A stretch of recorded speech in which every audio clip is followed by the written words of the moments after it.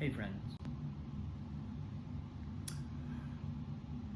Oh, it was dress rehearsal day today,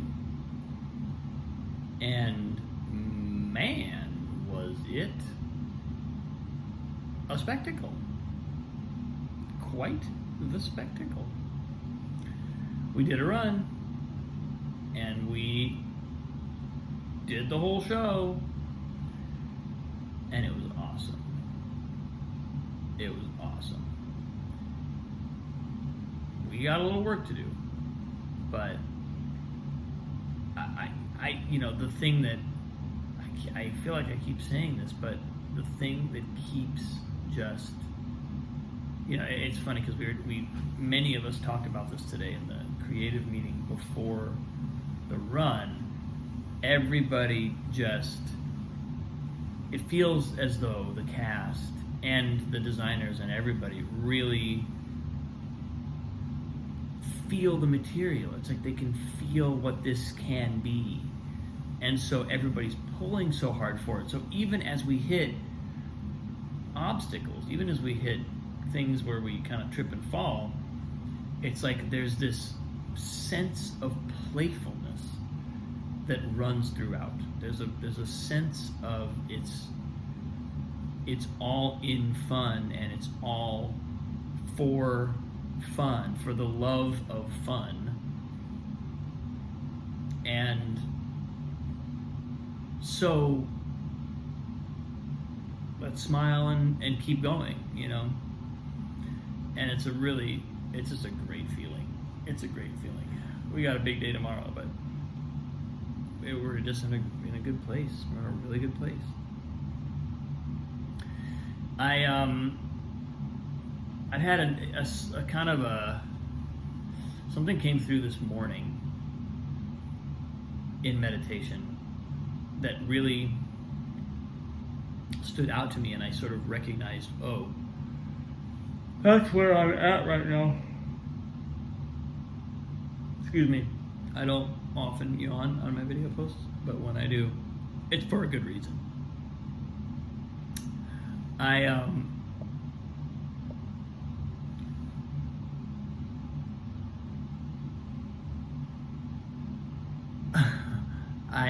had some thoughts come through, or a kind of insight come through in meditation, because I was realizing, I was recognizing where my own healing lies. I was asking that question, and I think, for me, what I've found over the past several weeks is that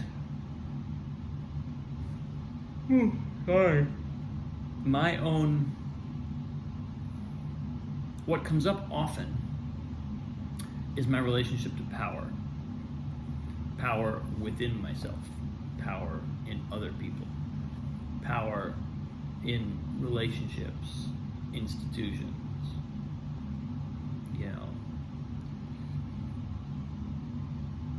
and it's not. I think in a way, it feels like something that it's like I have this odd sense, and maybe some of you can relate to this idea, this feeling of like, I know this domain. I have a deep understanding of this. And yet in my life, it's somehow not quite coming out. And that's an interesting feeling to have, because it's kind of, that's where I start to think, that's where I start to get curious about, well, how does karma work? How does, how do these paths, and it's kind of a purely speculative and sort of theoretical curiosity on that level, but I just can't shake the feeling sometimes, like I actually get this. So therefore, what am I manifesting? What am I manifesting, and what is the, not so much why am I manifesting it, but what is the utility of what I'm manifesting, whether I perceive it as an obstacle or whether I perceive it as a blessing. Because, and so specifically as it pertains to power, with me, there's this sense of, it's like I don't have it, or I on one level I feel wildly empowered and incredibly powerful, and on another level I have this weird sense of lacking that power, lacking that agency.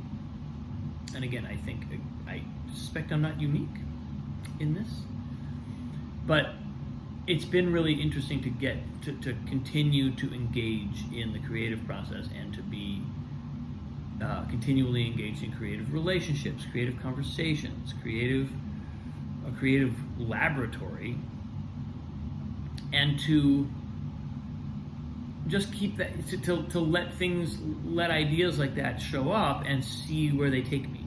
See what, because I was driving around the other day, and all of a sudden I had a thought come through that power can be vested. In other words, power can be contained in a human being or an institution. And power can also be wielded, which is different than power being vested. And there's a sense in which when we wield our own power, it's almost like we gain the power by wielding it in this weird way. And you'd think that it'd be the other way around. You would think, and that this is maybe one of the barriers, one of the illusory barriers that we face, is the idea that we need to have power before we can wield it. But that's not actually true. We wield our own deepest power when we decide to. It's not something that we have to wait to be vested with. And so then the image that came to me was like, we become our own power generator. We can flip the switch on that. And so psychologically what that does to me is it takes me immediately out of the conundrums that I'm wrestling with. It takes me out of the state of being sort of thinking, what's my, like whatever dilemmas or whatever obstacles I feel like I'm facing, or, whatever I'm caught in, instantly becomes something that I have a choice in. It's something that I can choose to continue to be frustrated by, or something that I can choose to transcend and choose to to wield the power. It's this weird thing about power that it's not,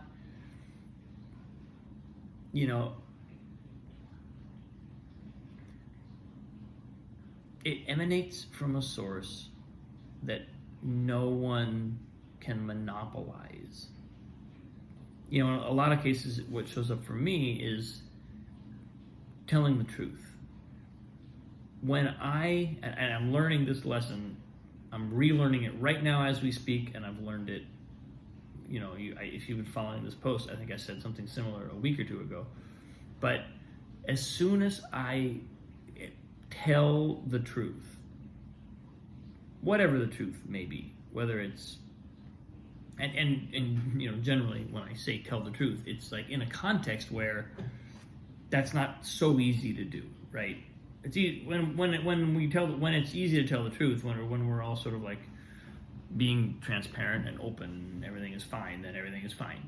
But when there's an issue and there's something kind of that we're, for whatever reason, incentivized to avoid, or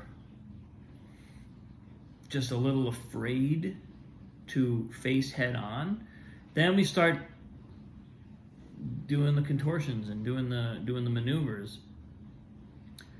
But so for me, when I just show up and tell the truth in those situations, what I notice is it takes all my frustration, all my anger, all of the unpleasant emotions away. They just disappear. They don't have any power over me. And in that moment, I'm wielding my power. I'm literally tapping into my core of truth and expressing that. And it undoes all the bullshit. And so it's just really interesting for me to stay sort of like, keep my finger on that pulse, because it's something that comes up for me, I would say, relatively frequently. It's something that comes up, I mean, I'll go a couple days without thinking about it, or it'll, won't bug me, or I'll have a breakthrough and kind of take a step forward. But then it shows up again, and I'm all of a sudden I'm like back in the same soup, and I'm like, what am I doing in this soup? And I'll feel my mind starting to go into those patterns. And so truth and power are very closely linked, because it's like,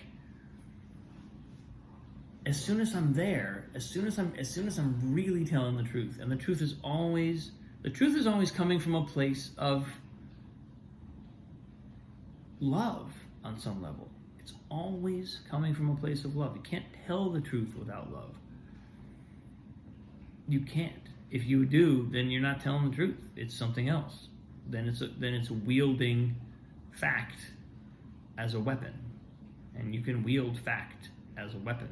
That doesn't mean that it's the truth.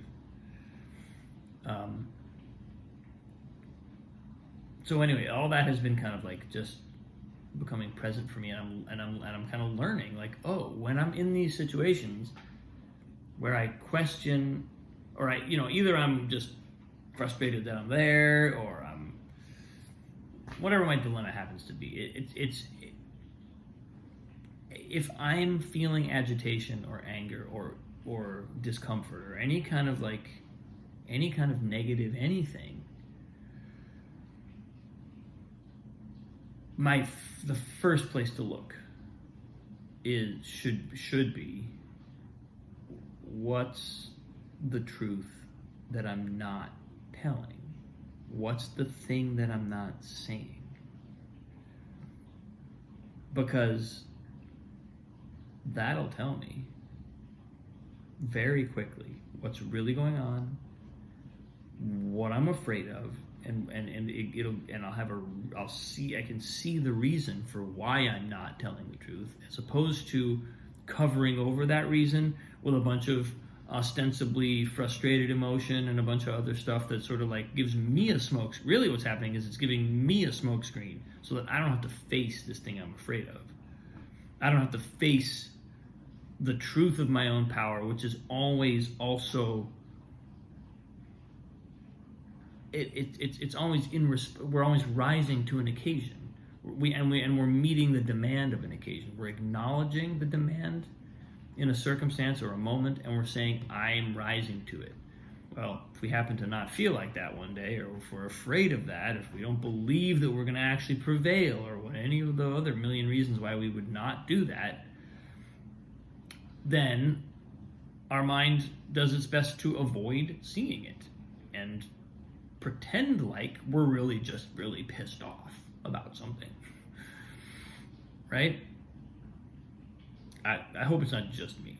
that feels this way occasionally. But it's really satisfying to track this process. Even when it happens, even when I don't stop it in its tracks, it's really satisfying to track it, because it's like I'm tracking an animal, and I'm like, oh, I see how this works. I'm not the victim here. I'm doing this. My mind is doing this on purpose, maybe unconsciously or semi-consciously, but I'm doing it on purpose for a reason, to protect myself from something that I think is going to be hard for me to accept, or dangerous for me to accept, or whatever it is. So, yeah, but that truth-power relationship is really the one that's coming, that's really crystallizing for me as I remain kind of in this cauldron of intense experience and long days and amazing experiences and lots of fun. So, all good. But that's where I am today, people. Thanks for watching. I appreciate you. I appreciate this conversation. Thank you so much for being in my life. Have a wonderful day. I'll see you tomorrow.